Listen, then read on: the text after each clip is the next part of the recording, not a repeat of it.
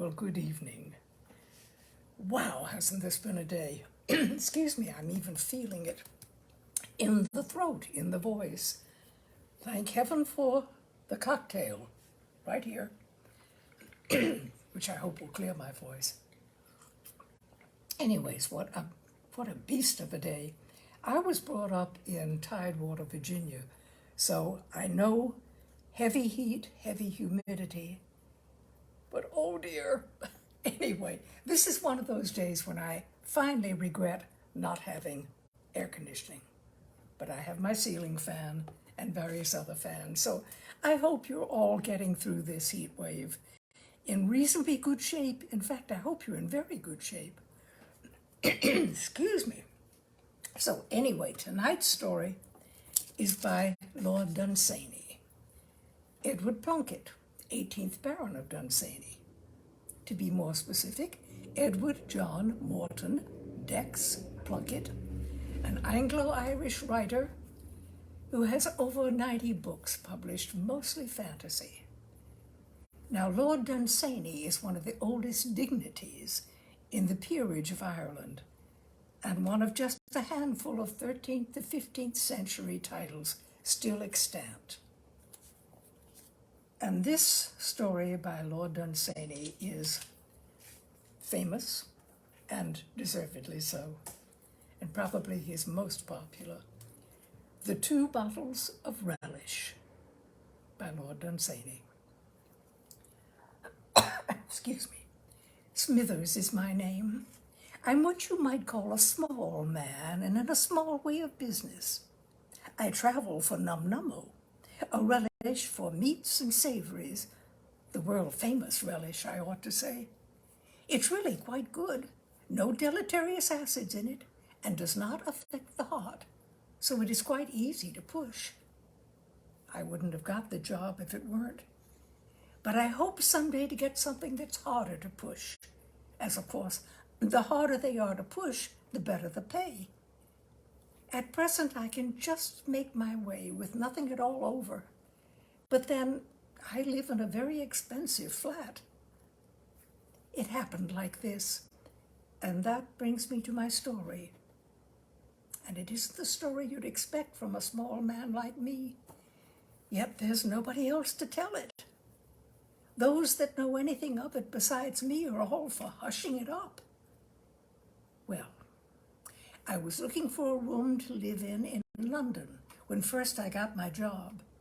It had to be in London to be central, and I went to a block of buildings, very gloomy they looked, and saw the man that ran them and asked him for what I wanted. Flats, they called them, just a bedroom and a sort of cupboard. Well, he was showing a man round at the time who was a gent. In fact, more than that. So he didn't take much notice of me. The man that ran all those flats didn't, I mean. So I just ran behind for a little, seeing all sorts of rooms and waiting till I could be shown my class of thing. We came to a very nice flat, a sitting room, bedroom, and bathroom, and a sort of little place that they called a hall. And that's how I came to know Linley. He was the bloke that was being shown round. Bit expensive, he said. And the man that ran the flats turned away to the window and picked his teeth. It's funny how much you can show by a simple thing like that. What he meant to say was that he had hundreds of flats like that, and thousands of people looking for them, and he didn't care who had them or whether they all went on looking. There was no mistaking him somehow. And yet he never said a word, only looked away out of the window and picked his teeth. And I ventured to speak to Mr. Linley then. I said, "How about it, sir, if I paid half and shared it? I wouldn't be in the way, and I'm out all day, and whatever you said would go, and really I wouldn't be no more in your way than a cat. You may be surprised at my doing it, and you'll be much more surprised at him accepting it. At least you would if you knew me. just a small man in a small way of business.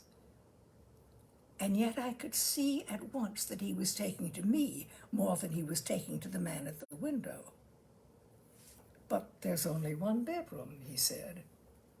I could make up my bed easy in that little room there, I said. The hall, said the man, looking round from the window without taking his toothpick out.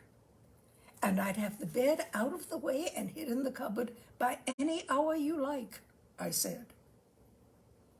He looked thoughtful, and the other man looked out over London, and in the end, do you know, he accepted. Friend of yours? Said the flat man. Yes, answered Mr. Linley. It was really very nice of him. I'll tell you why I did it. Able to afford it? Of course not. But I heard him tell the flat man that he had just come down from Oxford and wanted to live for a few months in London. It turned out he wanted just to be comfortable and do nothing for a bit while he looked things over and chose a job, or probably just as long as he could afford it. Well, I said to myself, what's the Oxford manor worth in business, especially a business like mine? Why, simply everything you've got. If I picked up only a quarter of it from this Mr. Linley, I'd be able to double my sales, and that would soon mean I'd be given something a lot harder to push, with perhaps treble the pay. Worth it every time.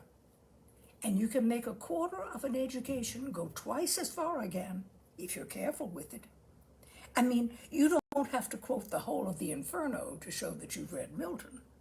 Half a line may do it. Well, about that story I have to tell. And you mightn't think that a little man like me can make you shudder. Well, I soon forgot about the Oxford manor when we settled down in our flat. I forgot it in the sheer wonder of the man himself. He had a mind like an acrobat's body, like a bird's body. He didn't want education. You didn't notice whether he was educated or not. Ideas were always leaping up in him, things you'd never have thought of. And not only that, I found him knowing just what I was going to say. Not thought reading, but what they call intuition. I used to try to learn a bit about chess, just to take my thoughts off num-nummo in the evening, when I'd done with it. But problems I never could do. Yet he'd come along and glance at my problem and say, you probably moved that piece first. And I'd say, but where? And he'd say, oh, one of those 3 squares. And I'd say, but it will be taken on all of them. And the piece a queen all the time, mind you. And he'd say, yes, it's doing no good there. You're probably meant to lose it. And do you know, he'd be right. You see, he'd been following out what the other man had been thinking. That's what he'd been doing. Well, one day there was that ghastly murder at Unge. I don't know if you remember it, but Steger had gone down to live with a girl in a bungalow on the North Downs, and that was the first we had heard of him. The girl had £200, and he got every penny of it. And she utterly disappeared. And Scotland Yard couldn't find her.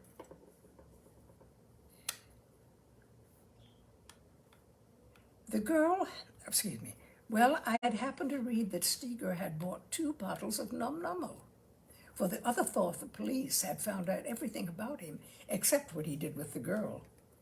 And that, of course, attracted my attention, or I should never have thought again about the case, or said a word of it to Linley. Num-nummo was always on my mind, as I always spent every day pushing it, and that kept me from forgetting the other thing. And so one day I said to Linley, I wonder with all that knack you have for seeing through a chess problem and thinking of one thing and another, that you don't have a go at that other thought mystery. It's a problem as much as chess, I said. There's not the mystery in 10 murders that there is in one game of chess, he answered. It's beaten Scotland Yard, I said. Has it? He asked. Knocked them endwise, I said. It shouldn't have done that, he said. And almost immediately after he said, what are the facts? We were both sitting at supper, and I told him the facts as I had them straight from the papers. She was a pretty blonde. She was small. She was called Nancy Elf. She had 200 pounds. They lived at the bungalow for 5 days.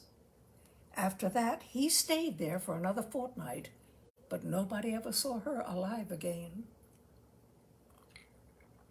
Steger said she had gone to South America, but later said he had never said South America, but South Africa.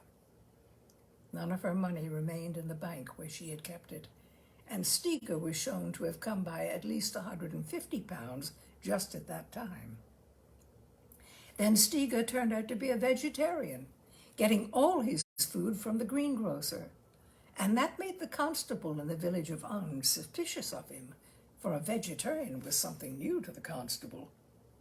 He watched Steger after that, and it's well he did, for there was nothing that Scotland Yard asked him that he couldn't tell them about him, except, of course, the one thing.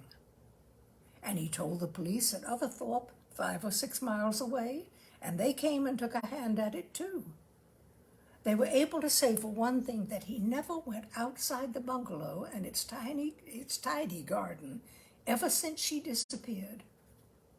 You see, the more they watched him, the more suspicious they got, as you naturally do if you're watching a man. So that very soon they were watching every move he made. But if it hadn't been for his being a vegetarian, they'd never have started to suspect him, and there wouldn't have been enough evidence even for Linley.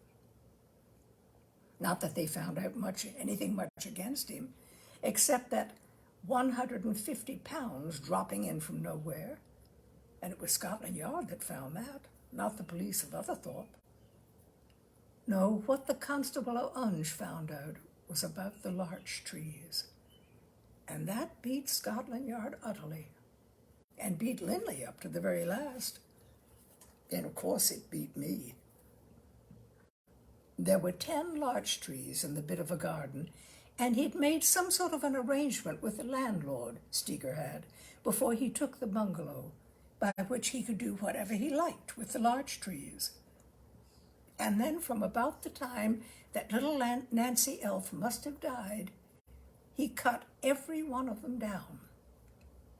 3 times a day he went at it for nearly a week, and when they were all down, he cut them up into logs no more than 2 foot long and laid them all in neat heaps. You never saw such work. And what for? To give an excuse for the axe was one theory, but the excuse was bigger than the axe. It took him a fortnight, hard work every day, and he could have killed a little thing like Nancy Elf without an axe and cut her up too. Another theory was that he wanted firewood to make away with the body, but he never used it. He left it all standing there in those neat stacks. It fairly beat everybody. Well, those are the facts I told Linley. Oh yes, and he bought a big butcher's knife. Funny thing, they all do. And yet it isn't so funny after all. If you've got to cut a woman up, you've got to cut her up. And you can't do that without a knife. Then there were some negative facts.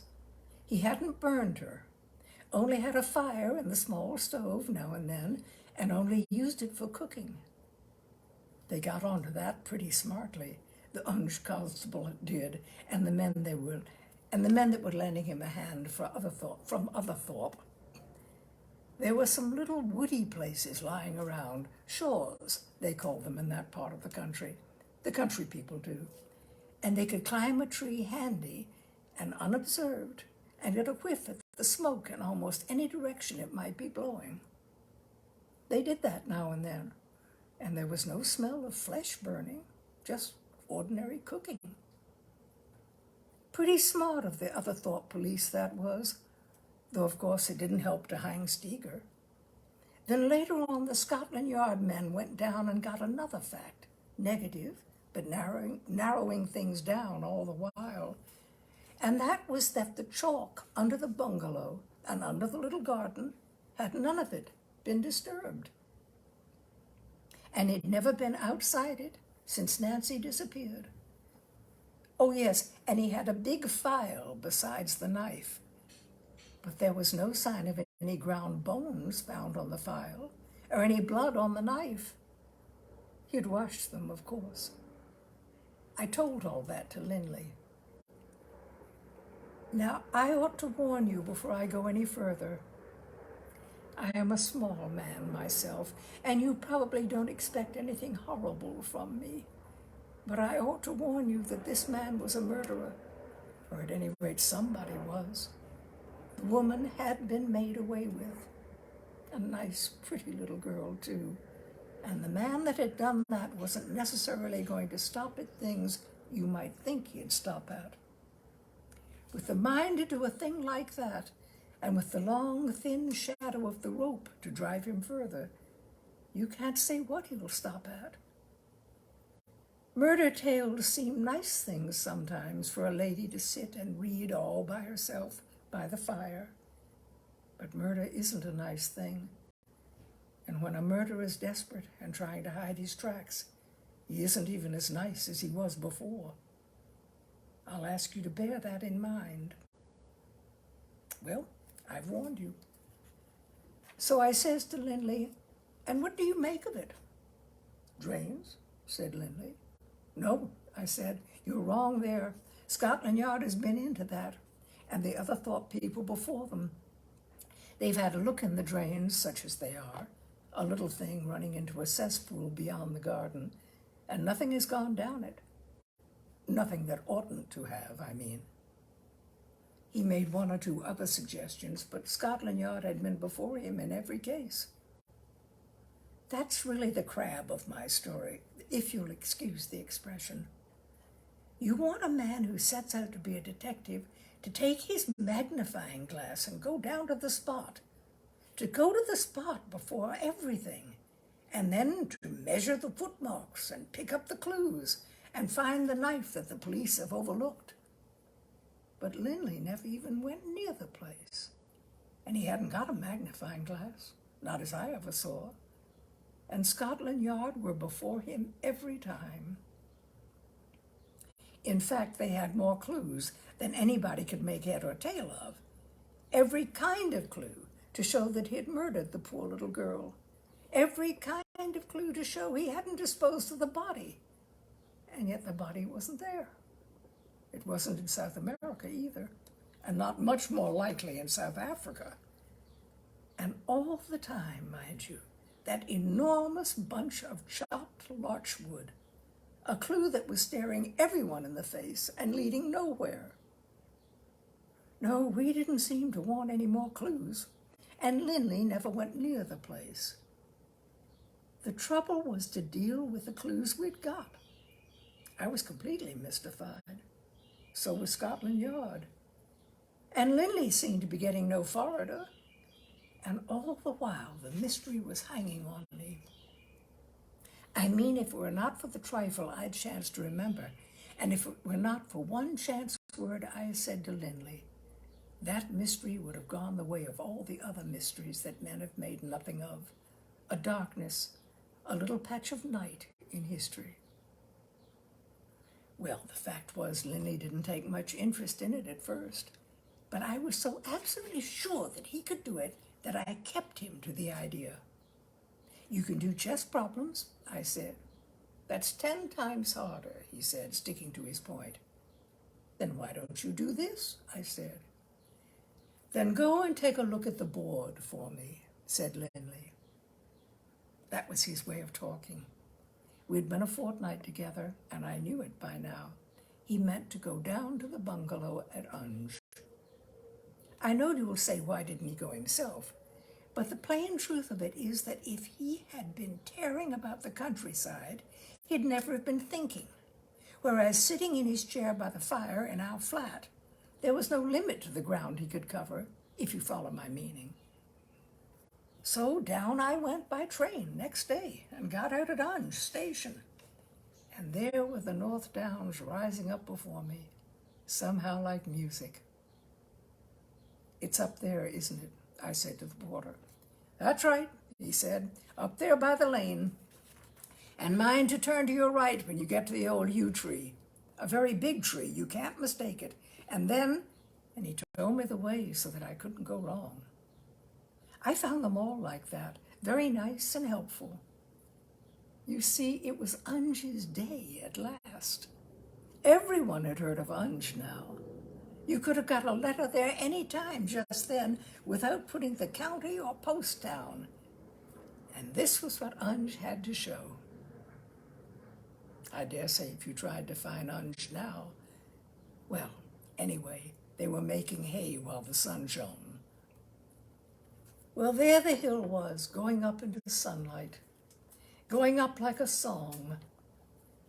You don't want to hear about the spring and all the May rioting and the color that came down over everything later on in the day and all those birds. But I thought, what a nice place to bring a girl to. And then when I thought that he had killed her there, well, I'm only a small man, as I said, but when I thought of her on that hill with all the birds singing, I said to myself, wouldn't it be odd if it turned out to be me, after all, that got that man killed, if he did murder her? So I soon found my way up to the bungalow and began prying about, looking over the hedge into the garden. And I didn't find much, and I found nothing at all that the police hadn't found already. But there were those heaps of larch logs staring me in the face and looking very queer. I did a lot of thinking, leaning against the hedge, breathing the smell of the May, and looking over the top of it at the larch logs and the neat little bungalow the other side of the garden. Lots of theories I thought of, till I came to the best thought of all, and that was if I left the thinking to Lindley with his Oxford and Cambridge education and only brought him the facts as he had told me, I should be doing more good in my way than if I tried to do any big thinking. I forgot to tell you that I had gone to Scotland Yard in the morning. Well, there wasn't really much to tell. What they asked me was what I wanted, and not having an answer exactly ready, I didn't find out very much from them. But it was quite different at Unge. Everyone was most obliging. It was their day there, as I said. The constable let me go indoors so long as I didn't touch anything, and he gave me a look at the garden from the inside. And I saw the stumps of the 10 larch trees. And I noticed one thing that Lindley said was very observant of me. Not that it turned out to be any use, but anyway, I was doing my best. I noticed that the stumps had been all chopped anyhow, and from that, I thought that the man that did it didn't know much about chopping. The constable said that was a deduction. So then I said that the axe was blunt when he used it, and that certainly made the constable think, though he didn't actually say I was right this time. Did I tell you that Steger never went outdoors, except to the little garden to chop wood, ever since Nancy disappeared? I think I did. Well, it was perfectly true. They'd watched him night and day, one or another of them, and the Unge constable told me that himself. That limited things a good deal.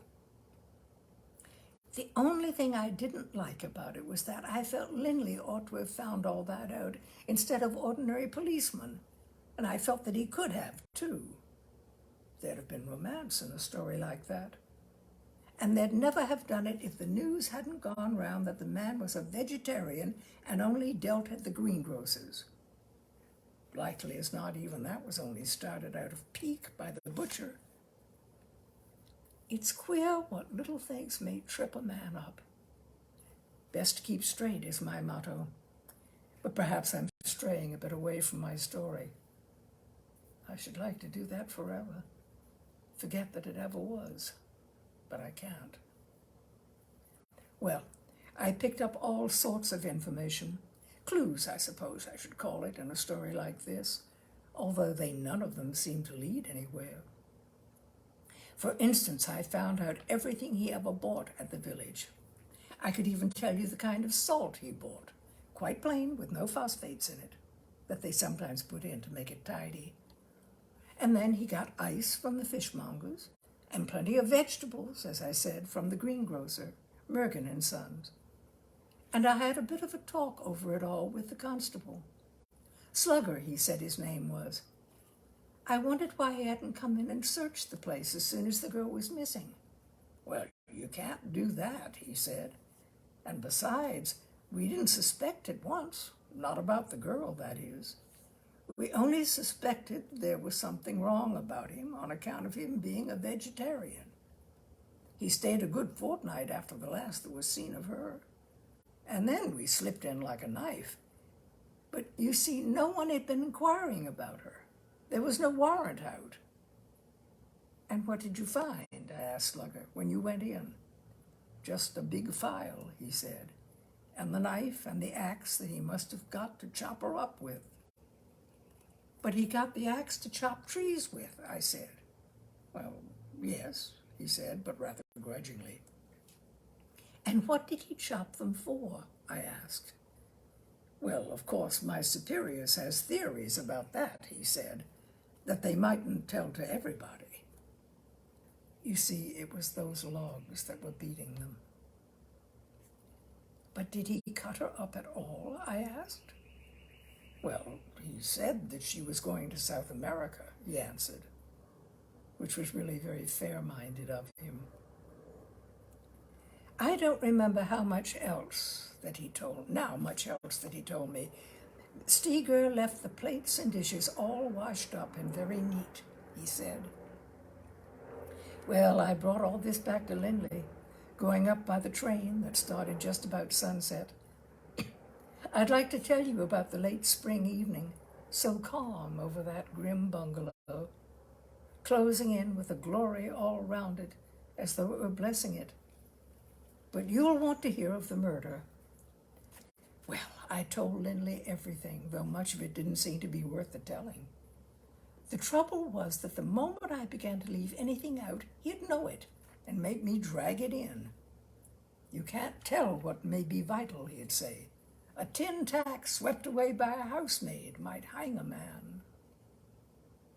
All very well, but be consistent, even if you are educated to Eton and Harrow. And whenever I mentioned Num-Nummo, which after all was the beginning of the whole story, because he wouldn't have heard of it if it hadn't been for me, and my noticing that Steger had bought 2 bottles of it, why then he said that things like that were trivial, and we should keep to the main issues. I naturally talked a bit about Num-Nummo, because only that day I had pushed close on 50 bottles of it in Unge. A murder certainly stimulates people's minds, and Steger's 2 bottles gave me an opportunity that only a fool could have failed to make something of. But of course that was nothing at all to Lindley.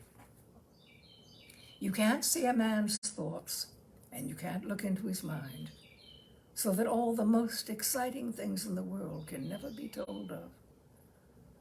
But what I think happened all that evening with Lindley, while I talked to him before supper and all through supper and sitting smoking afterwards in front of our fire, was that his thoughts were stuck at a barrier there was no getting over. And the barrier wasn't the difficulty in finding ways and means by which Steger might have made away with the body, but the impossibility of finding why he chopped those masses of wood every day for a fortnight and paid, as I just found out, £25 to his landlord to be allowed to do it. That's what was beating Lindley. As for the ways by which Steger might have hidden the body, it seemed to me that every way was blocked by the police. If you said he buried it, they said the chalk was undisturbed. If you said he carried it away, they said he never left the place. If you said he burned it, they said no smell of burning was ever noticed when the smoke blew low, and when it didn't, they climbed trees after it. I'd taken to Linley wonderfully, and I didn't have to be educated to see there was something big in a mind like his, and I thought that he could have done it.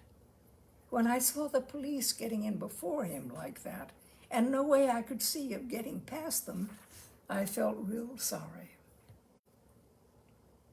Did anyone come to the house? He asked me once or twice. Did anyone take anything away from it? But we couldn't account for it that way. Then perhaps I made some suggestion that was no good, or perhaps I started talking of Num-Nummo again, and he interrupted me rather sharply. But what would you do, Smithers? He said. What would you do yourself?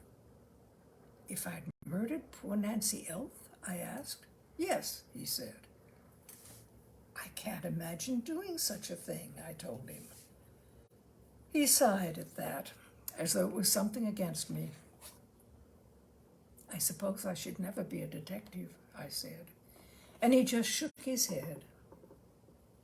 Then he looked broodingly into the fire for what seemed an hour, and then he shook his head again. We both went to bed after that. I shall remember the next day all my life. I was till evening, as usual, pushing Num-Nummo, and we sat down to supper about 9. You couldn't get things cooked at those flats, so of course we had it cold, and Linley began with a salad. I can see it now, every bit of it. Well, I was still a bit full of what I'd done in Unge, pushing Num-Nummo. Only a fool, I know, would have been unable to push it there. But still, I had pushed it, and about 50 bottles, 48, be exact, or something, in a small village, whatever the circumstances. So I was talking about it a bit, and then all of a sudden, I realized that Num-Nummo was nothing to Linley, and I pulled myself up with a jerk. It was really very, very kind of him. Do you know what he did? He must have known at once why I stopped talking. And he put out a hand, just stretched out a hand and said, "Would you give me a little of your Num-Nummo for my salad?" I was so touched, I nearly gave it to him. But of course you don't take Num-Nummo with salad, only for meats and savories. That's on the bottle. So I just said to him, only for meats and savories. Though I don't know what savories are. Never had any. I never saw a man's face go like that before. He seemed still for a whole minute, and nothing speaking about him but that expression. Like a man that's seen a ghost. One is tempted to write, but it wasn't really at all. I'll tell you what he looked like. Like a man that seems something that no one has ever looked at before. Something he thought couldn't be. And then he said in a voice that was all quite charged, more low and changed, more low and gentle and quiet, it seemed. No good for vegetables, eh? Not a bit, I said. And at that he gave a kind of sob in his throat. I hadn't thought he could feel things like that.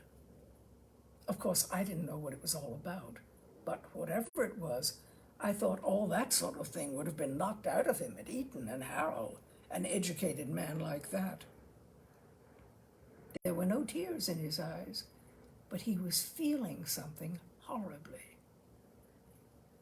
And then he began to speak with big spaces between his words, saying, a man might make a mistake, perhaps, and use Num-Nummo with vegetables.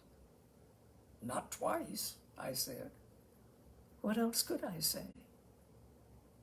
And he repeated that after me as though I had told of the end of the world, and adding an awful emphasis to my words, till they seemed all clammy with some frightful significance, and shaking his head as he said it. Then he was quite silent. What is it? I asked. Smithers, he said. Yes, I said. Smithers, said he. And I said, "Well?" "Look here, Smithers," he said. "You must phone down to the grocer at Unge and find out from him this." "Yes," I said. "Whether Steger bought those 2 bottles, as I expect he did, on the same day and not a few days apart. He couldn't have done that." I waited to see if there was any more coming, and then I ran out and did what I was told. It took me some time, being after 9 o'clock, and only then with the help of the police.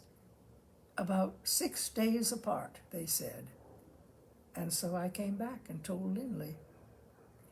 He looked up at me so hopefully when I came in, but I saw that it was the wrong answer by his eyes. You can't take things to heart like that without being ill. And when he didn't speak, I said, "What you want is a good brandy and go to bed early." And he said, "No, I must see someone from Scotland Yard. Phone round to them, say here, at once." But I said, "I can't get an inspector from Scotland Yard to call on us at this hour." His eyes were all lit up. He was all there, all right. "Then tell them," he said, "they'll never find Nancy Elf. Tell one of them to come here, and I'll tell him why." And he added, "I think only for me. They must watch Steger till one day they get him over something else." And do you know he came? Inspector Alton. He came himself. While we were waiting, I tried to talk to Linley. Partly curiosity, I admit, but I didn't want to leave him to those thoughts of his, brooding away by the fire. I tried to ask him what it was all about, but he wouldn't tell me. "Murder is horrible," is all he would say, and as a man covers his tracks up, it only gets worse. He wouldn't tell me. "There are tales," he said, "that one never wants to hear." That's true enough. I wish I'd never heard this one. I never did, actually, but I guessed it from Linley's last words to Inspector Alton, the only ones that I overheard. And perhaps this is the point at which you stop listening to my story, so that you don't guess it too, even if you think you want murder stories. Or don't you rather want a murder story with a bit of a romantic twist, and not a story about real foul murder? Well, just as you like. In came Inspector Alton, and Linley shook hands with him in silence and pointed the way to his bedroom. And they went in there and talked in low voices, and I never heard a word. A fairly hardy-looking man was the inspector when they went into that room. They walked through our sitting room in silence when they came out, and together they went into the hall. And there I heard the only words they said to each other. It was the inspector that first broke that silence. "But why," he said, "did he cut down the trees?" "Solely," said Linley, "in order to get an appetite."